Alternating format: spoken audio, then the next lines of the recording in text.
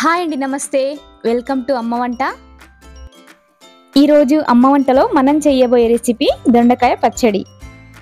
దొండకాయ పచ్చడిని టేస్టీగా ఎలా తయారు చేసుకోవచ్చో చూద్దాం. ఈ పచ్చడిని 2 to 3 days పాటు స్టోర్ కూడా చేసుకోవచ్చండి. ఫస్ట్ స్టవ్ మీద ఒక ప్యాన్ పెట్టుకొని అందులోకి 2 tablespoons ఆయిల్ని యాడ్ చేసుకోండి. ఆయిల్ కొంచెం హీట్ అయిన తర్వాత దొండకాయల్ని తీసుకొని ఒకసారి బాగా వాష్ చేసి ఈ విధంగా చిన్న ముక్కలుగా కట్ చేసుకొని యాడ్ చేసుకోండి. ఇప్పుడు ఒకసారి మొత్తం కలుపుకొని ఇందులోకి కారంకి తగినట్టు పచ్చిమిర్చి, కారాన్ని బట్టి ఒక 5 to 6 పచ్చిమిర్చిని ముక్కలుగా కట్ చేసుకొని వేసుకోండి. ఒకసారి బాగా మిక్స్ చేసుకొని మూత పెట్టేసి మీడియం ఫ్లేమ్లో ఒక 2 minutes పాటు ఫ్రై అవ్వనివ్వండి.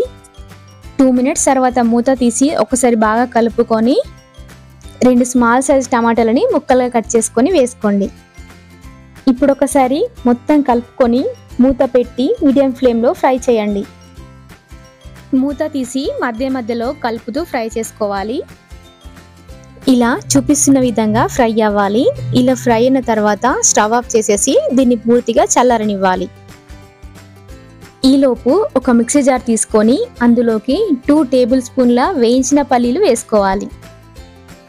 ఇందులోకి 4 to 5 ఎల్లిపాయలు, కొద్దిగా చింతపండును కూడా వేసుకోండి. టొమాటో వేసాం కాబట్టి కొంచెం వేస్తే సరిపోతుంది. ఇప్పుడు ఒకసారి మిక్సీ పట్టుకోండి. ఇలా గ్రైండ్ చేసుకున్న తర్వాత ఇందులోకి మనం ఫ్రై చేసుకొని పెట్టుకున్న దొండకాయ, పచ్చిమిర్చి, టమాటో ముక్కలని యాడ్ చేసుకోండి. ముందే అన్ని కలిపి వేసేస్తే సరిగ్గా గ్రైండ్ అవ్వవు కాబట్టి ఫస్ట్ పల్లీలు గ్రైండ్ చేసుకున్న తర్వాత ఈ ముక్కల్ని వేసుకోవాలి. ఇందులోకి రుచికి సరిపడా ఉప్పు అండ్ కొత్తిమీర వేసి మిక్సీ పట్టుకోండి. ఇప్పుడు టేస్ట్ చూసుకొని ఉప్పు సరిపోకపోతే సాల్ట్ని అడ్జస్ట్ చేసుకోండి. ఈ పచ్చడిని రైస్లోకి, దోశలోకి, చపాతీలోకి దేంట్లోకైనా సర్వ్ చేసుకోవచ్చు. చాలా టేస్టీగా ఉంటుంది. ఈ పచ్చడిని ఇలా తయారు చేసుకొని ఫ్రిడ్జ్లో పెట్టుకుంటే 2 to 3 days వరకు ఫ్రెష్గా ఉంటుంది.